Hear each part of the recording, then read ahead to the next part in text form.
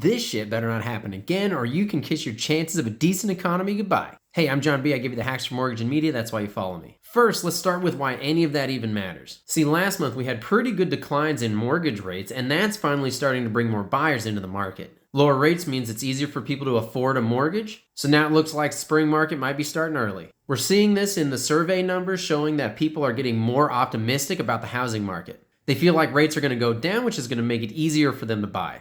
Of course, they're not all completely there yet, but it's starting to turn around. And that's all because the inflation numbers have been coming down, which is allowing the Federal Reserve to stop increasing interest rates. But the last report in December showed that we actually ticked a little bit up in inflation. Now, it's only slightly, and if we strip out energy and food prices, it's actually even lower. So it's basically flat, but if we start to see this continue to go up, that could get really scary because then the Fed could start talking about raising rates again. And if that happens, there is no telling how much damage that's going to do to this economy. Something else we need to keep an eye on is our consumer debt. We added $19 billion in revolving debt just last month, and that's up over 17% from a year ago. This is sort of showing the underlying strain that a lot of us are feeling because we're putting money on our credit card rather than paying things off right away. It also shows that we're holding that debt longer, so pay attention to this because it could be signs of struggle later on in the year. Oh, and speaking of signs of struggle, Congress is once again in a big battle over spending. Congress barely managed to pass a short-term spending bill over the weekend. Republican infighting has pushed us closer to a government shutdown again,